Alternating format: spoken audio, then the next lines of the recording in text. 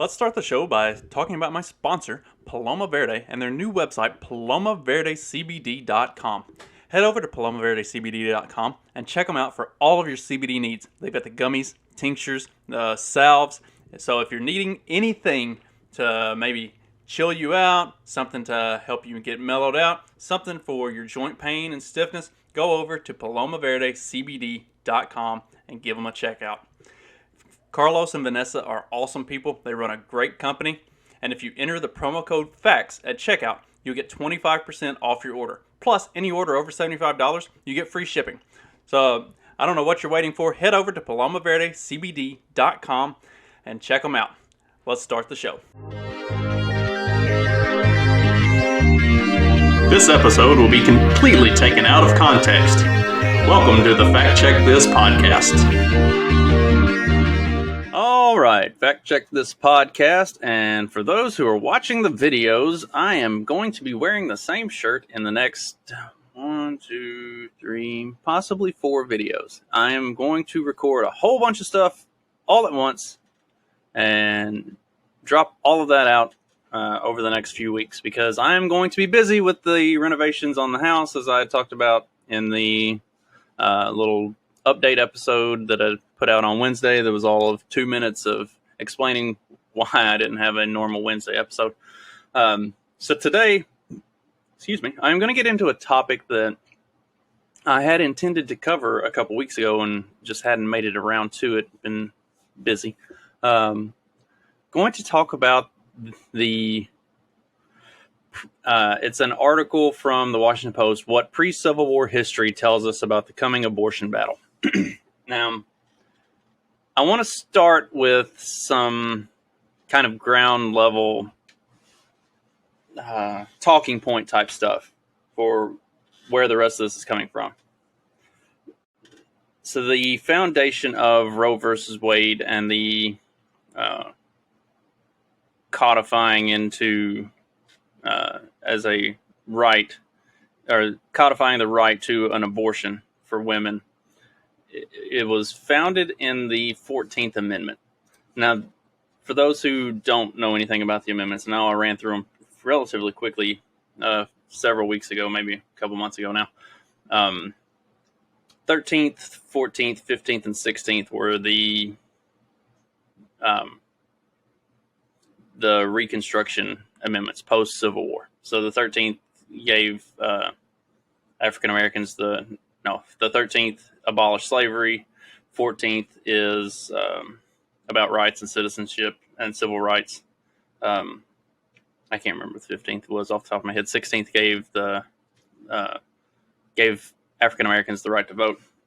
So anyway, I'm gonna look at the 14th because that's the foundation of Roe versus Wade. Specifically, a particular clause in it.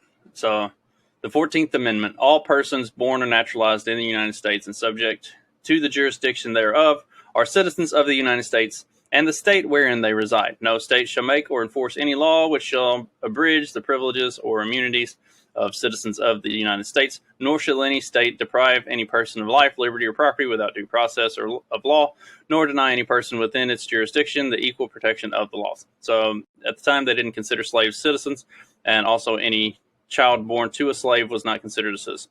So this does away with that. Not necessarily a bad thing, right? Not at all a bad thing. Sorry. Early in the morning. So the portion of the 14th Amendment that was used for Roe versus Wade is what's called the Due Process Clause.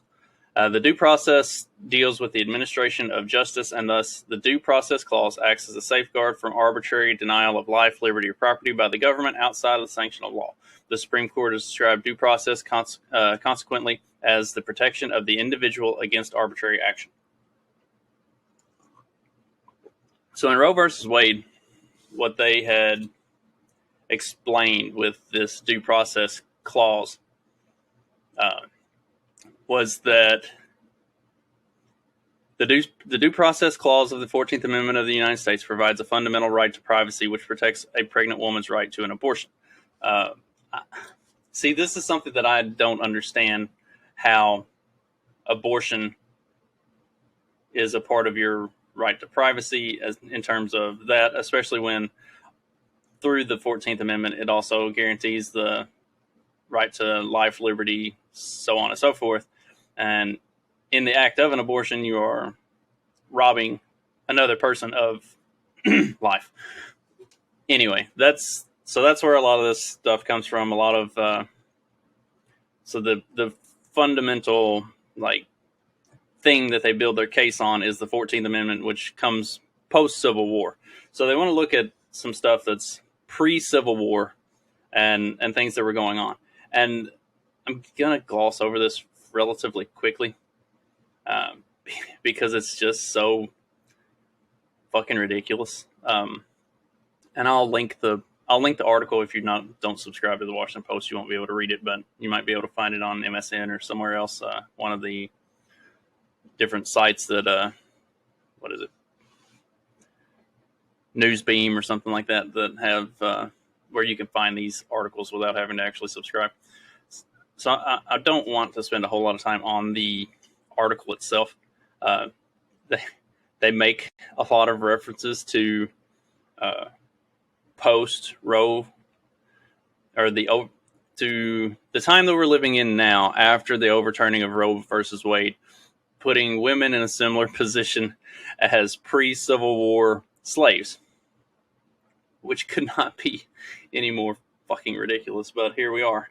This is the world that we live in. Like, these are the people that are supposedly writing the news and keeping us up to date on what's going on. So what a lot of this is talking about is overturning this now puts all of this back into states' rights position. The states now have the option to make the decisions on legality of abortion, what the cutoffs are, what the stipulations are in the terms, and all of this.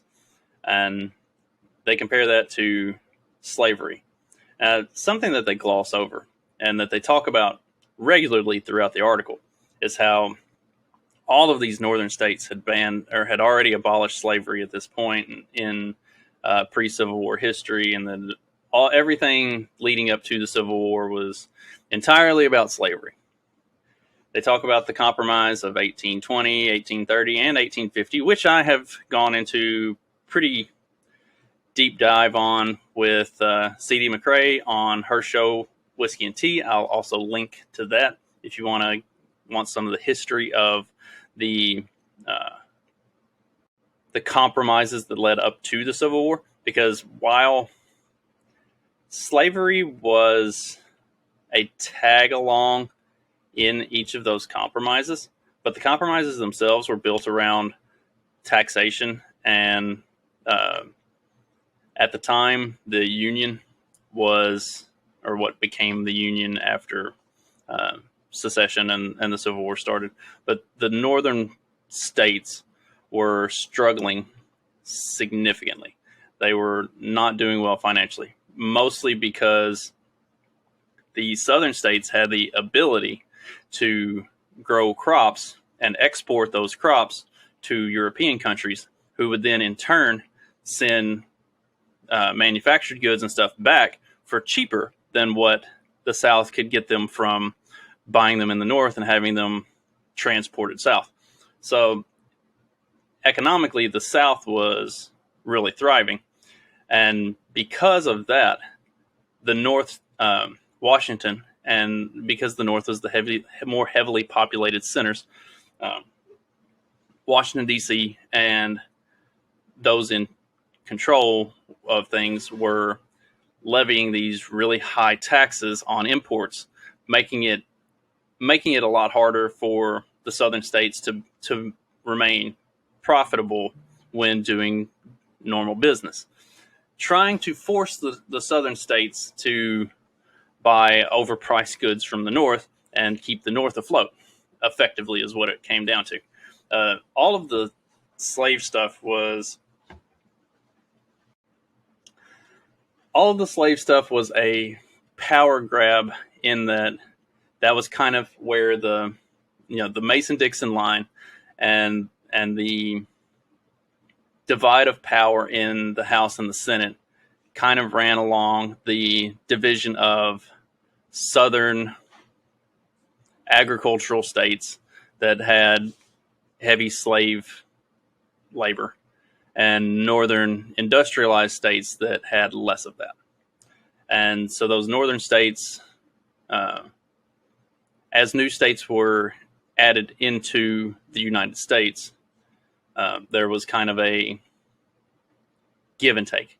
There would be a state added that was that allowed slavery, and then there would be another state added that did not. That way, it kind of had it kept things sort of on an even keel in the Senate, and they were able to maintain a level of civility without it reaching the point of civil war.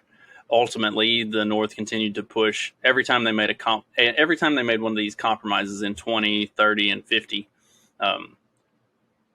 Within a few years, like if you read the compromises themselves, they seem to be win-win for everybody.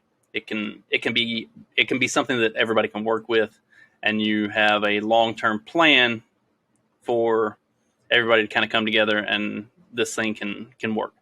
But what would end up happening is within a couple years of the compromise going into effect, DC would renege on all of its promises. They would start hiking tax rates. They would start hiking import taxes and tariffs and everything else, and effectively just throw the plan out the window and say, fuck the South. This is what we're going to do because we have more people, so we can do it. I went into a lot more detail on that than what I was intending to, but like that's the basis of the Civil War. And that's where this article just completely fucks it up, because all it wants to talk about, all they really want to look at is making a comparison of women and slaves and northern anti-slave states with southern pro-slave states. The anti-abortion states are similar to the pro-slave states. That's where we are. It's ridiculous on its face, completely. And the thing that they leave out is there were a lot of northern states that did not abolish slavery. In fact, I believe per capita Maryland had the most slaves of any state in the Union at the time. In all of it, not the North and the South, period. A lot of those northern states still had slaves and still had large percentages of slaves. Just like the thing with I didn't do a Juneteenth episode because I did one last year and it didn't make sense to do one again this year. If you look at the whole Emancipation Proclamation thing, that only freed slaves in southern states that the Union did not have control over. Slaves in northern states that were a part of the Union were not freed by the Emancipation Proclamation. Didn't apply to them. And never mind any of that. Let's whitewash history and not actually pay attention to the real details and important points that happened throughout history. Ridiculous.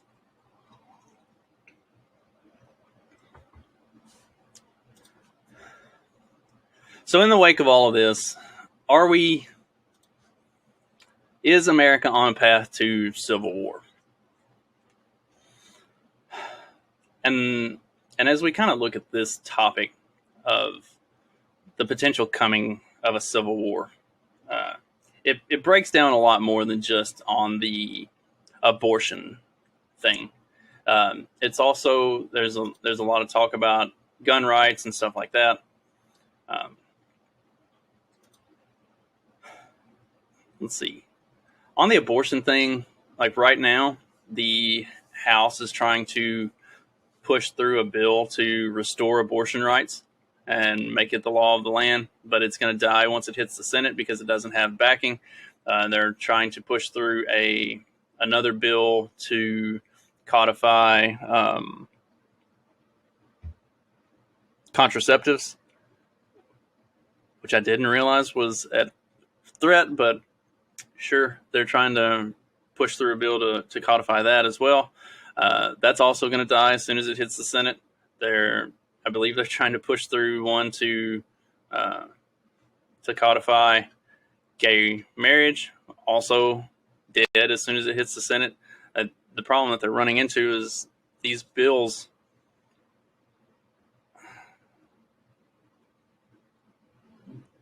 enough of the reason these bills are at risk to begin with is because they really are states' rights issues. Like we're kind of seeing the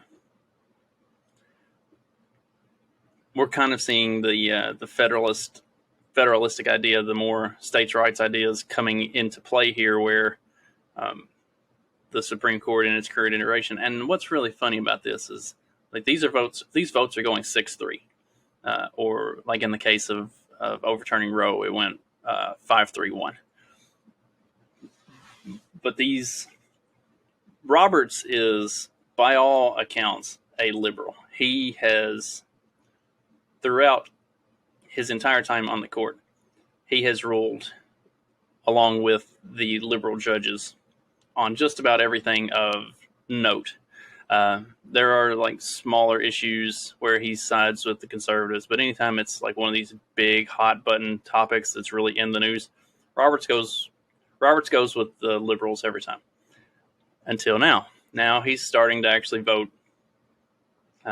along with the conservative judges. So it's weird to see that kind of playing out. I didn't expect that. I thought anything that got passed would get passed on a 5-4 with Roberts siding with the liberals, and that hasn't been the case. Even the interesting thing with the abortion one, which I think I might have talked about before, was the 5 like more conservative judges ruled that the Mississippi abortion bill was constitutional, would be allowed, and they overturned Roe versus Wade. Roberts agreed with the Mississippi abortion bill being okay, but he did not want to go as far as to overturn Roe versus Wade, and then the others were just disagreed with everything entirely.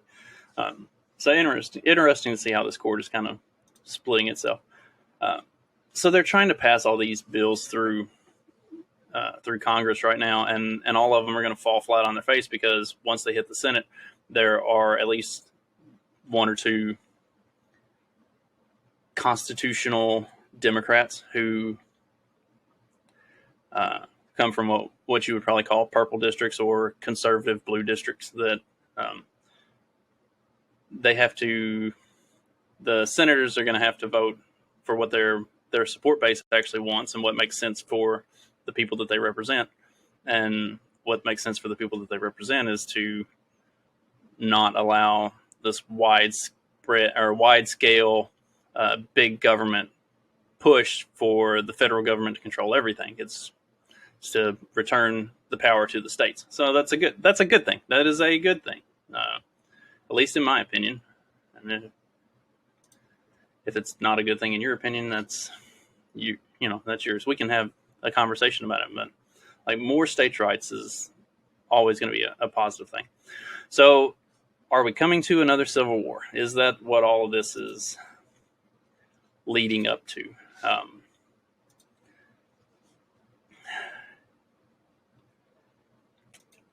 I don't think a hot civil war is necessarily on the horizon, but I think in the event that, so one of 2 things is going to happen, in my opinion.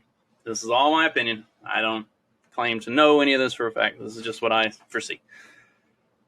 We're either going to come into these midterms here, and it's going to be a huge sweep by the right to turn the House and the Senate, or at the very least, the Senate Republican, and effectively shut down everything that the Biden administration would want to do for the next 2 years, assuming it's even continues to be the Biden administration, the Hillary administration, effective January. You heard it here first. So either that happens, and the swing to the right continues, and you get a Republican president, whoever that might be, in 2024, and things kind of go back into the ebb and flow that you typically see in politics. Or the left doubles down on what they've been doing for the last 2 or 3 years. And in spite of everything indicating otherwise, you end up with an even bigger majority in the House, and the Senate takes 2 or 3 more seats to lean it completely Democrat. And then you start to see secessionary movements across the country. Texas, South Carolina, New Hampshire, Florida, likely Alabama, Oklahoma, Arizona, especially if Kari Lake wins, Montana, the Dakotas, possibly Iowa. You start to see rumbles of this, because the more left Congress goes, the more it alienates a lot of the middle part of the country. It entirely caters to New York, California, Oregon. Like it's entirely coastal elites or big city driven. So as it pushes more left, that's going to push the state governments to look at options. And that's when you're going to start seeing secessionary movements. That's when you're going to start seeing a lot of call for breaking up the country. That's when not only are you going to see the calls for it, you're going to see it actually happen. Like you're going to see these states start really pushing. And at that point, the U.S. government kind of has the choice that it had with the formation of the Confederacy and secession then, is either you allow it and say, okay, you do your thing, we do our thing, we see how it works out. Or you mobilize your military and you try to go to war with all of these individual states. Now, here's going to be the big difference, I think, from Civil War of the 1860s to a potential Civil War, or at least the afterflow of events in the event of secession in the 2020s, is that the states that secede are not going to be split along that nice, clean Mason-Dixon line. You're not going to be able to take everybody from the north and just say, okay, we're going to march south and bring these motherfuckers back. It's going to be a patchwork. They're going to be all over the place. And not only that, but it's going to be too much landmass to cover. The U.S. military is losing people, and in the event of something like that happening, they would lose more people. How willing is the U.S. military personnel to fight against other Americans for those reasons? I don't think Civil War is a necessity. I don't think Civil War is a given. Honestly, I don't think Civil War should happen in any way. But will the federal government allow a secessionary movement without turning it into a civil war? That's where it becomes. That's where the trick is. And honestly, I think it would be something similar to the way the first Civil War played out, in that when the South chose to leave, the North had no option but to try to bring them back. Because, as I stated earlier, the North was a failing state. The manufacturing industries of the North couldn't compete. The North didn't grow its own crops. It was going to fail without the South, without the income that was generated by the South to supplement the failures of the North. They had to have that. And I think it'll be largely that as well for in the event of secessionary movements, especially if you start to see secessionary movements of like Texas, Oklahoma, like some of the big oil producing states. because then that would leave the remaining federal states reliant on other oil sources, and then you would see energy independence amongst the seceding states. So I think there would be necessities of war for the states that choose to remain a part of the federal government. It's going to break up weird if it happens, and which I've talked about that as well previously. I hope it happens. I think that's the only positive outcome that could come from anything that's gone on over the last maybe decade. Like